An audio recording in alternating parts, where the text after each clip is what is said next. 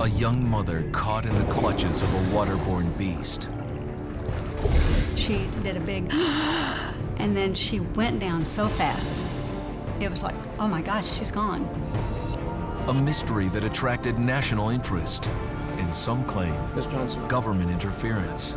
You'd think if something's grabbing people in the river, they'd want everybody to know about You it. need to forget this ever happened. But they said never repeat it.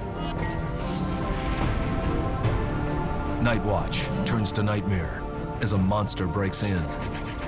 I looked in his eyes and I thought, what the hell is this? My first thought was, is this thing gonna tear me apart? A family on a hike, their kids stalked by the legendary Grassman. The way that my kids acted, there's no doubt in my mind that they saw something big.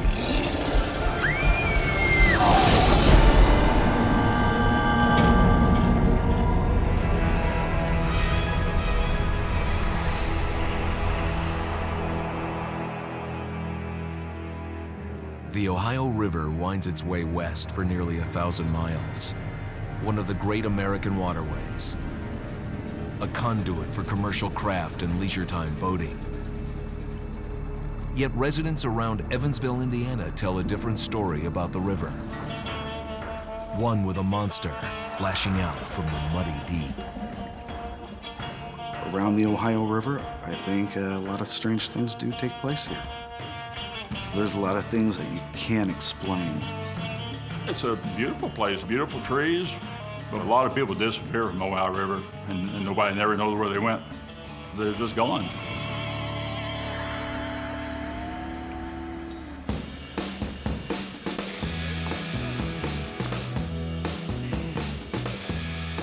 This is so crazy.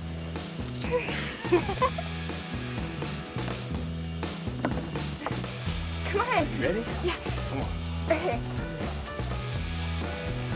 1, 2, 3.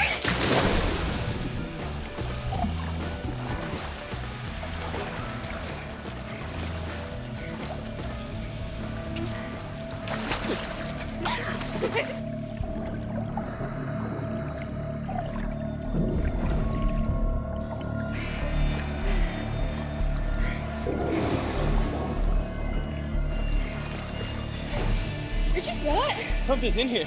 What?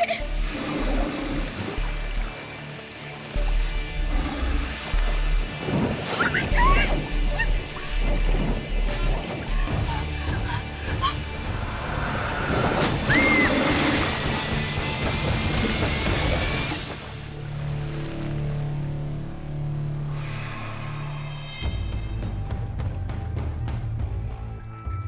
For Daryl and Darwin Johnson, the Ohio River is a place of fear.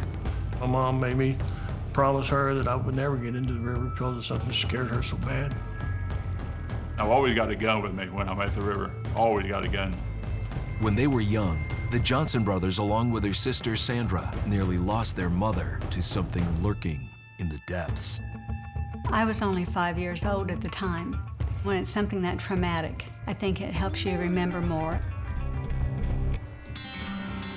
It all began on August 14th, 1955. Naomi Johnson took her children and her best friend Louise to a swimming beach along the Ohio River. So, Miss Sandra, you're gonna build another sandcastle? Summer was in full swing, and on hot Ohio days, the river's cool current was just the tonic. My mother was a really strong swimmer. She had 4 older brothers, and they made her tough. Never seen her back down from anybody. On that summer day, however, Naomi Johnson wasn't feeling very confident. All right, you guys stay here. We're gonna go in the water. She had a strange feeling that day that something was wrong, and she would let me go in the water, and I was mad about it. Naomi's daughter Sandra was also along with her mom that day. She'll never forget it. It was a beautiful, sunny day. She told me to stay on the bank like she always did, so I just was there playing. And Louise, she couldn't swim, so she had a big inner tube she would always get in. Well, Mom would drag her out in the river, and they were out in the river probably 15 or 16 feet. At 16 feet from shore, the women felt safe from the fast currents running in the center of the river.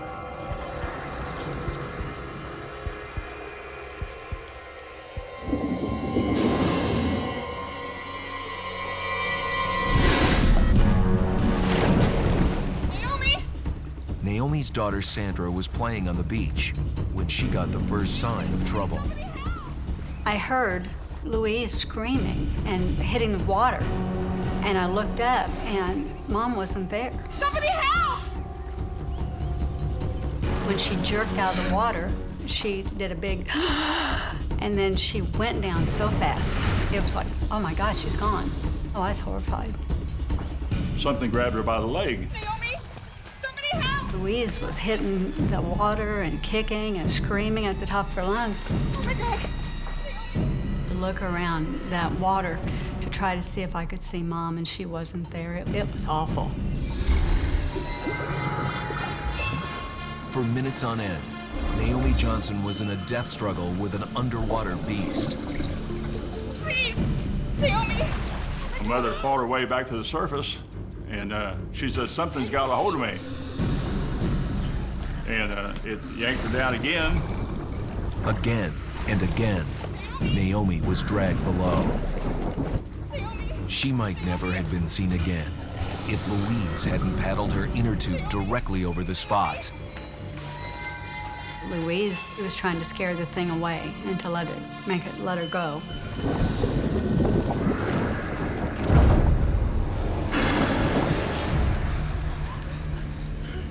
When Naomi resurfaced, she made one last desperate reach. And that's when the creature turned her loose.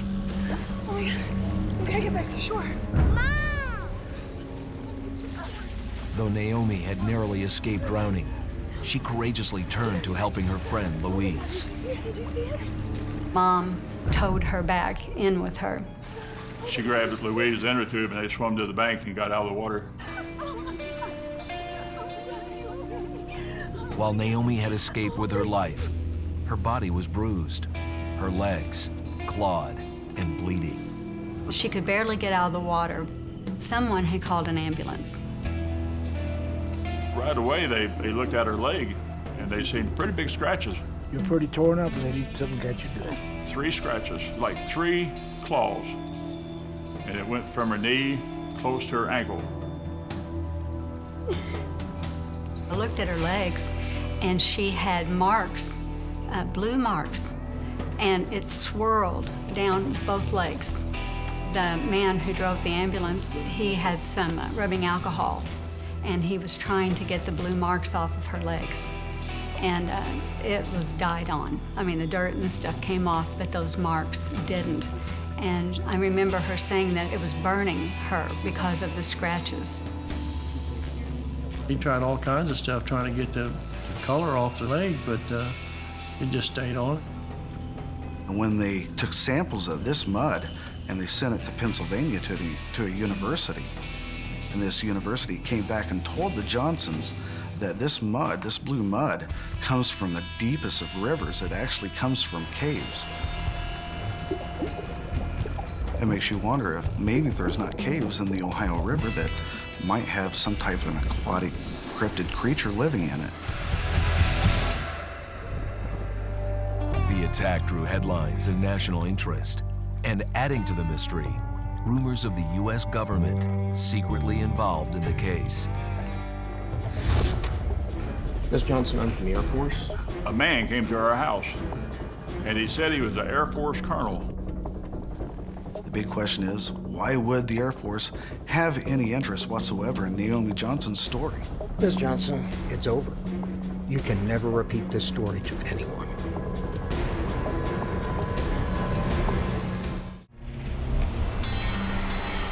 In Evansville, Indiana, during the hot summer, swimming beaches along the banks of the Ohio River can offer refreshing relief. August 14th, 1955 seemed like the perfect kind of day for Naomi Johnson to take her children to play along the shore, while Naomi and her friend Louise relaxed, floating in the shallows of the river. My mom was swimming in the Ohio, and something had grabbed her and pulled her under the water. She fought her way back to the top, and it grabbed her again. Naomi! And to look around that water to try to see if I could see Mom, and she wasn't there. It was awful. Naomi Johnson narrowly escaped drowning. In all the turmoil, she managed to catch one fleeting impression of the monster. A hairy palm with claws. They grabbed her, and it was really strong. Ever since then, it's been known as the green-clawed beast, a creature that makes no biological sense. Green scales of an amphibian, furry fringe of a mammal, lethal claws of a lizard. The normal rules of nature no longer seem to apply. Naomi Johnson was the only victim in 1955 that reported an attack by the creature in the Ohio River. Yet her case was one more story in a series of outlandish tales at a time when America was anxious about aliens from space and mutant monsters here on Earth. 1954, Universal Studios released a film known as The Creature from the Black Lagoon. It portrays a reptilian humanoid type creature that lurks in the murky water, reaching up to grab the victims with a webbed claw-like hand. Hollywood was caught up with monster mania, but for the Johnson family, the attack wasn't entertainment. Apparently, the U.S. military didn't think so either. Ms. Johnson, I'm from the Air Force. The Air Force? I understand there was something happened to you on the Ohio River. A man came to our house, and he said he was an Air Force colonel.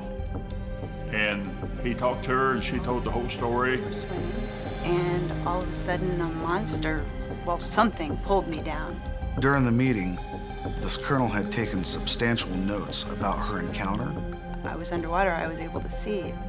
I know it wasn't an alligator, it wasn't a big fish. It had me by my legs. It was a monster. Big question is, why would the Air Force have any interest whatsoever in Naomi Johnson's story? It was nothing I've ever seen before. Ms. Johnson, it's over. You can never repeat this to anyone. You need to forget this ever happened. He said, now don't ever repeat the story to anyone. And I don't understand what that was all about. You'd think if something's grabbing people in the river, they'd want everybody to know about it. But they said never repeat it. The U.S. government hasn't acknowledged the incident. Paranormal groups and UFO researchers aren't convinced.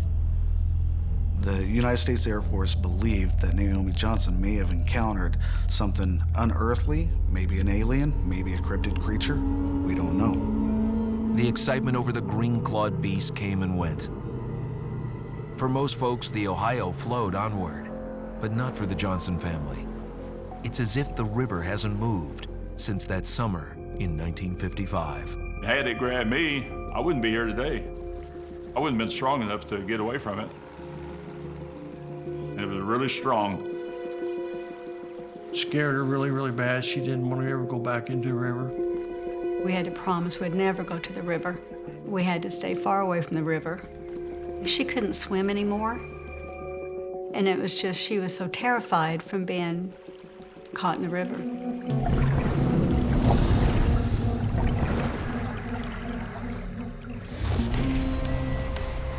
The Ohio isn't the only waterway hiding secrets.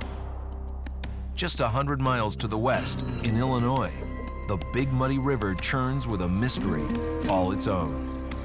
The Big Muddy River runs just outside of Murfreesboro. Small river. It's an erratic river. It frequently reaches flood stage. It goes up and down and up and down. According to locals, every now and then, something monstrous emerges from the river muck.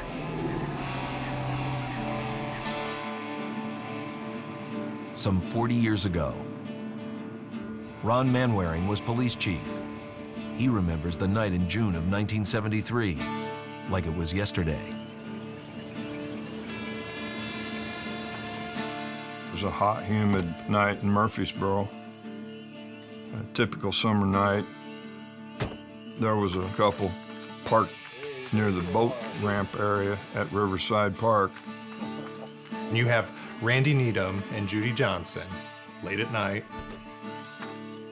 and who knows what they're doing there. Do you think anybody will see us? No, I don't think so. They were married, but not to each other. I missed you. What was that? And they hear something coming out of the river. They don't know what it is at first, but it's coming toward the car. What is it? I don't know. Joe! What was that? They'd heard a loud scream, something that they'd never heard before, and looked up and saw this big creature that scared them to death.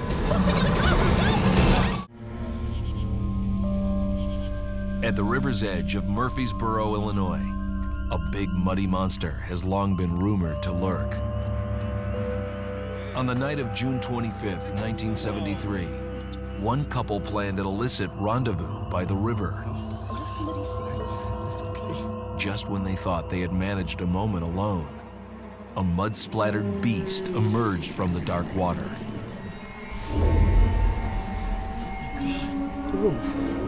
The smell is what everybody seems to always come back to with it. It just smelled putrid. Is somebody out there?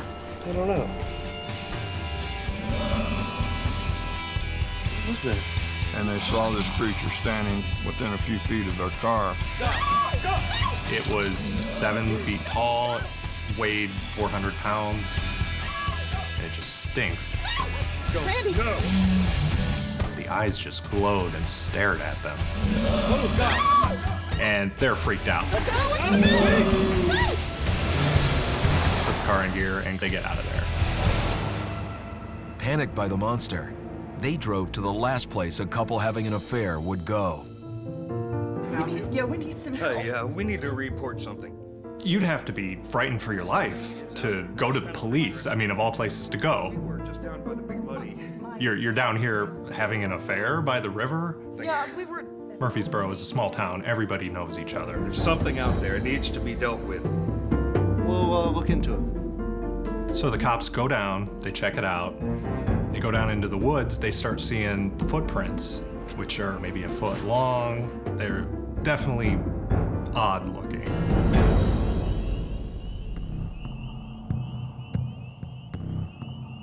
While they were down there, the officers heard this creature, and they described it as nothing like they'd ever heard before.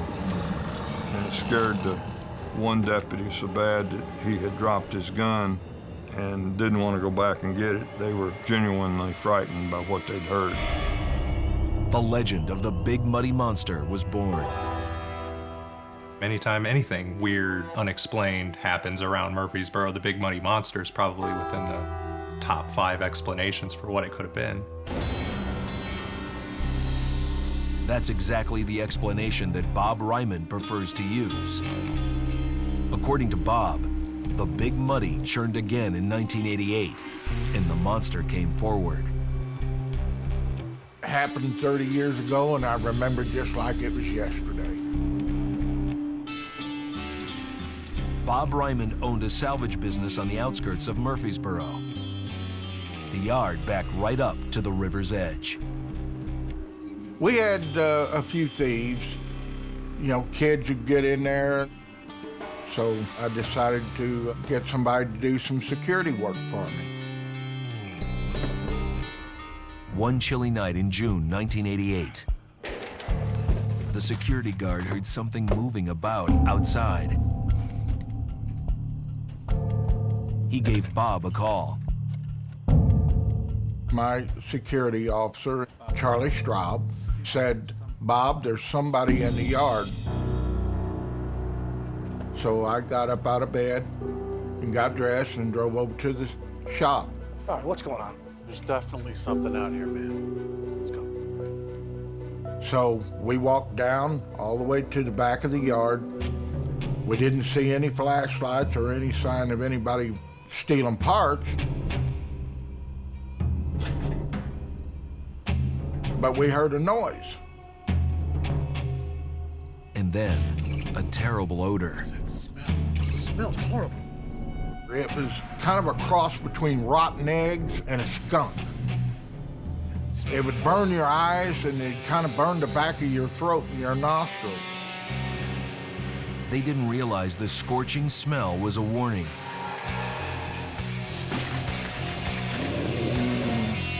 We seen this humongous creature, and it let out a scream that would set your hair on end. And its eyes were glowing just as red as two taillights on a car. He's very huge. My first thought was, are we gonna die tonight? The town of Murfreesboro in southwest Illinois. Since the early 1970s, it's become an epicenter of encounters with a mysterious monster. A long-haired beast, very big and very muddy. It's thought to be a variety of Bigfoot, but one that seems to use the Big Muddy River as its primary means of migrating. After more than a dozen sightings all around Murfreesboro, it appeared as if the bizarre brute was turning the town upside down. You don't see a 7-foot white monster come crawling out of the river every day. Bob Ryman claims he did. Alerted there was an intruder at his salvage yard, Bob and his security guard Charlie went to investigate. That's when they heard the scream.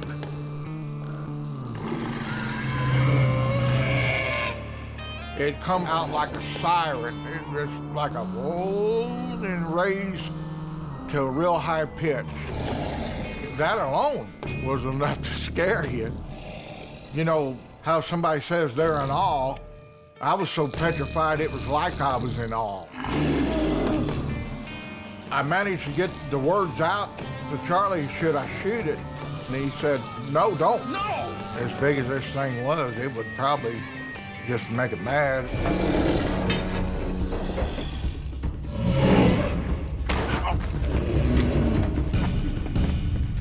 They got away and regrouped at the shop. The phone rang, and it was Bobby Joel on the phone. He said for us to come down there that he thinks he's seen the Big Money Monster. Bob's sister and mother were so certain he was playing a prank, they presented him with a gift. This is for all the BS you're feeding us. We thought they were just joking. They looked like they were really scared. I mean, Bob's eyes was great big, and he said, I'm telling you, it's for real. You probably just saw your own shadow. At the very least, they thought it was over.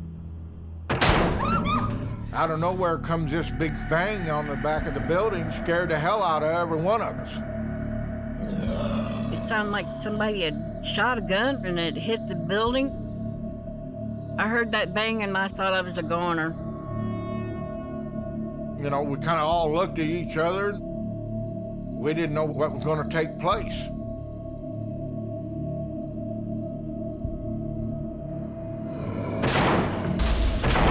This thing sounded like it really wanted to get inside the building. Everybody there was kind of petrified.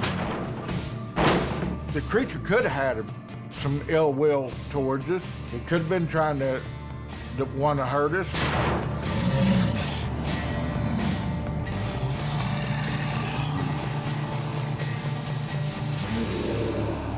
I was scared to death. I think the Big Money Monster could rip their leg off of you and beat you to death with it. That's exactly what I think he could do. After the Big Muddy left his mark on the building, it disappeared back into the night. We didn't tell anybody because we didn't think anybody would believe us. And so we left it at that. Is it an ape? Is it some missing link? Is it something that just got completely left out of evolution and was hiding out in a cave? You don't really know what it is. That's probably part of what makes it so scary.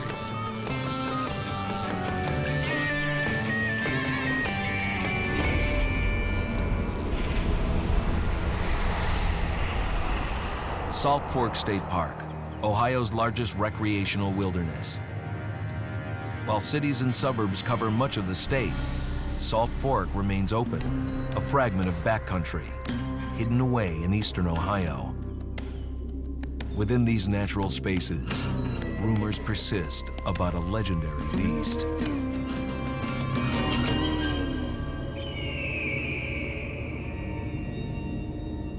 I'd always heard legends and stories of it, but we just always thought it was, something to scare the kids. Salt Fork is the ground zero of Grassman sightings in the state of Ohio. If you look at the amount of sightings, it's outrageous with what we've got. Every time I come to Salt Fork, something happens. It's unexplainable to me. At night, sometimes when I'm by the campfire, I hear them through the woods. The legends date back to the mid-1800s. Newspapers include stories about giant wild men harassing families and their farms. January 1869, Gallia County, Ohio. A man and his daughter were returning home from town.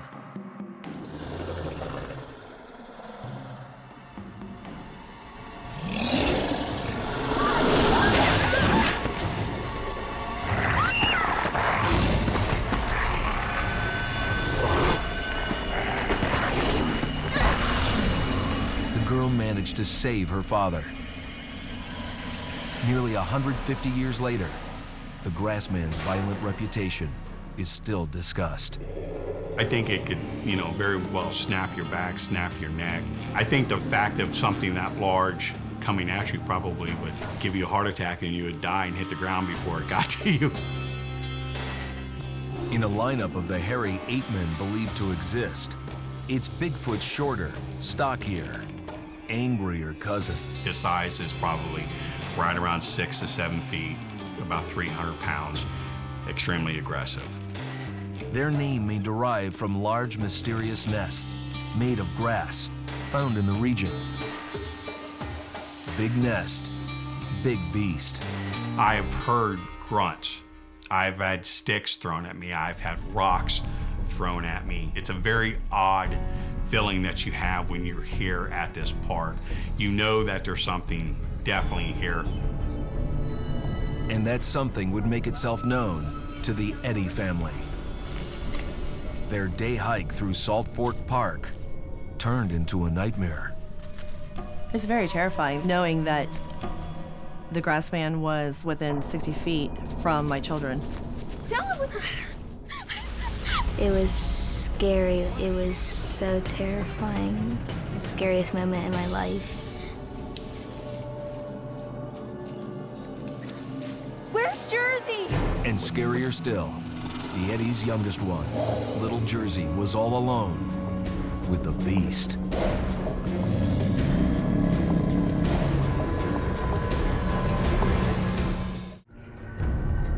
Some 90 miles south of Cleveland, Ohio, a secluded region of the state, the Sasquatch Triangle, home to the highest number of sightings of the Grassman, a wild ape-man beast, known for an aggressive disposition.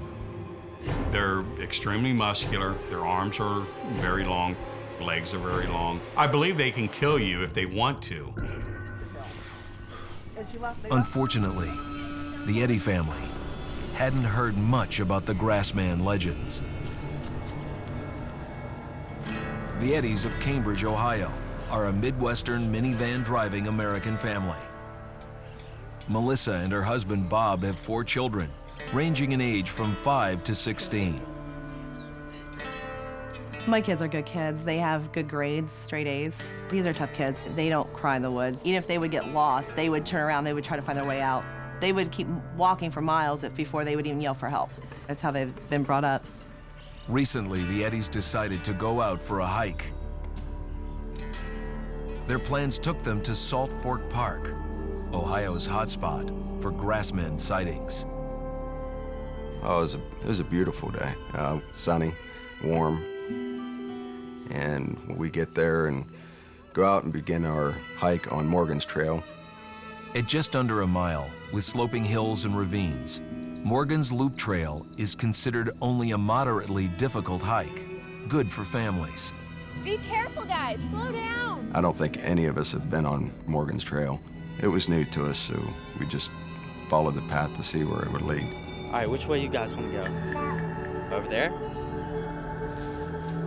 Be careful, guys. You don't know what's over there. They're in a hurry. Yeah, they are. Emily, her brother Andrew, and little sister Jersey went off into the woods to play on their own.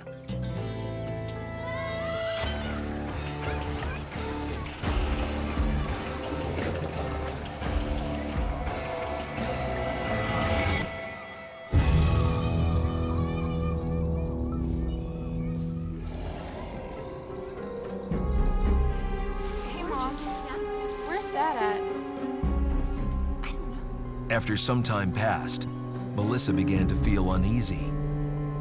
My daughter kept saying, "Where's Dad at?" And I kind of got scared because I didn't know where my husband was. It was a hard trail to walk on, and I couldn't keep up with the kids.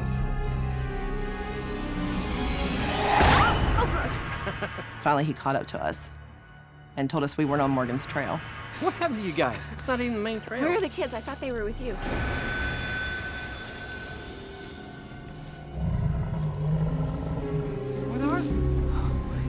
My 3 youngest kids were still way ahead of us. We were in the middle of the woods, and you don't know what you're going to meet or see, and that scared us. According to Grassman researchers, the danger is real. I would never have any kids run in the woods by themselves in Salt Fork.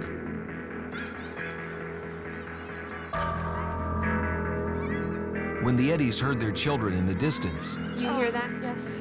they thought they could relax. We can still hear them giggling, running, throwing rocks and sticks and stuff. Their kids were having a good time, until they weren't.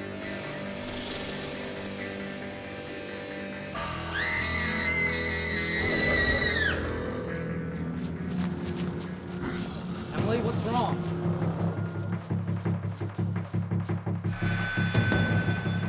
It's emergency. What's that? Suddenly, their daughter Emily burst out of the trees in a blind panic. I just want to go home now. Here comes Emily running, sprinting up the hill, crying and screaming. And she goes, "Mom, I want to go home and out." She wanted out of the woods. She wanted to go home. Calm down. Tell me exactly what happened. Emily was in hysterical tears and crying. You couldn't understand her. I told her to calm down, and she finally said, "There was something in the woods, something that peeked around the tree at me."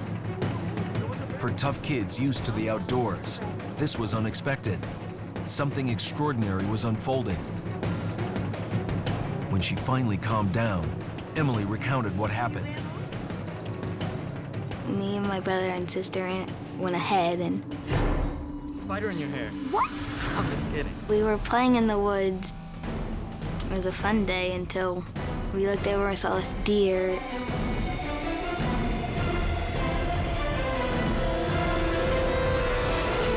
Only something spooked the deer. And then next thing you know, behind the tree, there's a big black shadow. And it kind of leaned over, and it was really tall. It was one of those moments when you're so scared, you just stand there. I was frozen. I was terrified it would walk and throw something or do something to me. It was almost like a person, just really big and black. Emily's brother Andrew was nearby when she screamed. All of a sudden, she started freaking out, and she says that she sees something. It was far away. There was not a lot of detail, but it was a large, shadowy figure walking on 2 legs. I've never seen something that scary before in my life. Andrew tore out after Emily. Unfortunately, that left their little sister Jersey all alone. Innocence came face to face with the monster. We were just just sitting there and playing around, and we just saw a big black shadow.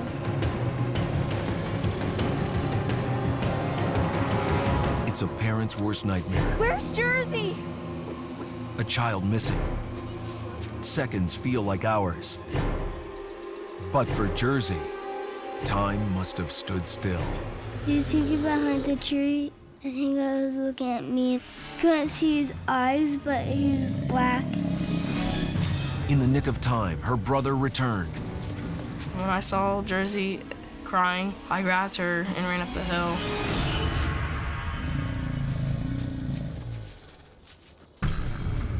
You're okay. The Eddy family were all safe. For the moment. All of a sudden, there was a large knock on a tree to our left. And then again to the center. And then again to the right. It's quite obvious something was striking a tree. When Emily grabbed onto her dad and was screaming she wanted to go home. She wants to go home now. It scared me. It scared the kids. Everybody back to the car. Now. Let's go.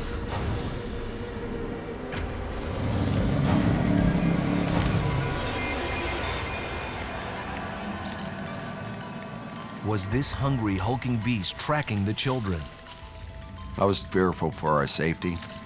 Having evidence that there is possibly one here is frightening. I think the kids saw that Ohio Grassman. That Grassman was watching those kids. Where's he at here? A little higher? Yeah, a little higher. A little bit higher. Oh, where? You said you saw it here. I think kids are like a prey to them. The Grassman was staring at them like it was preying on them. The Eddy children are only the latest to run for their lives from an encounter with the Grassman. Since the 1970s, hundreds have reported seeing the mysterious beast. One man came under direct attack. I was a goner. I knew that was it. I was finished.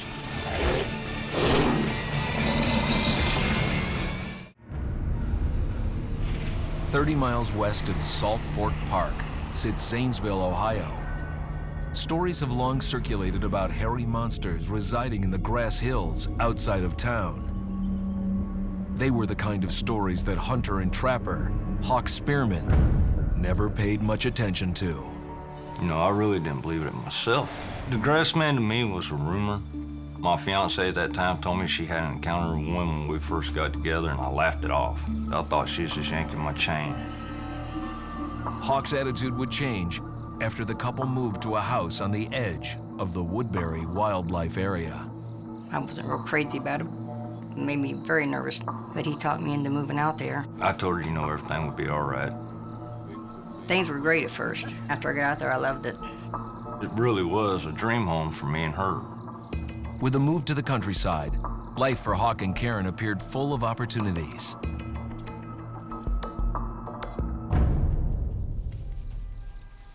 It was early spring. Hawk figured wild game would be starting to stir. We got a beagle because of the way I like to hunt in that area. He was trained to hunt and chase down pretty much any animal you could find. I took him up on the hillside to go hunting. And that's when we smelled a very strong urine scent with a musky smell. Very, very strong. Almost to the point of gagging you strong. And when I come through the grass, come up on the other side of the brush, that's when I seen a 6.5 to 7 foot tall creature. It had wide shoulders. It had massive, huge bowling pin-like arms. Looked human, but covered in hair, like a Neanderthal in the face. The minute it did notice me, I knew that was it. I thought I was finished for sure.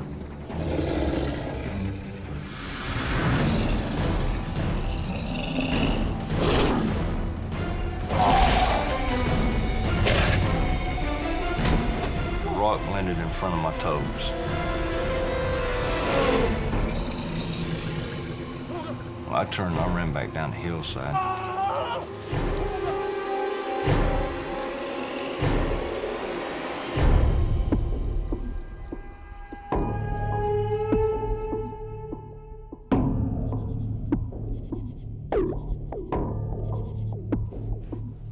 When they come back down, he had this ashen look on his face, and it took me about 3 days to get out of him what he'd seen. I could tell the way he told me about his sighting that he wasn't joking. And that was only the beginning. The Grassman had tracked Hawk back home.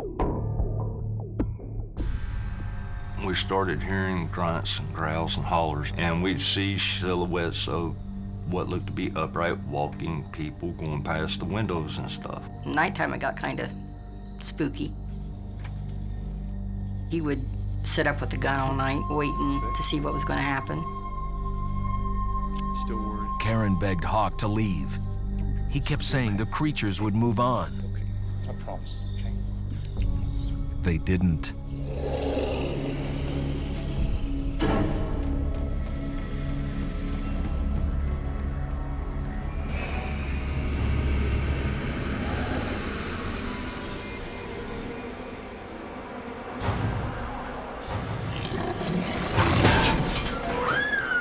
Then one night, they were awakened by a terrifying sound.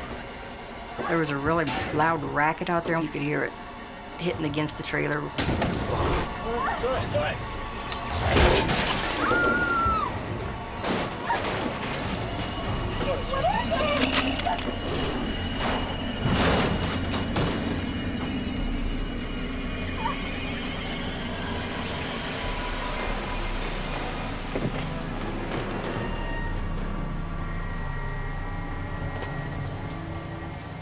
The Grassmen are very territorial and extremely aggressive.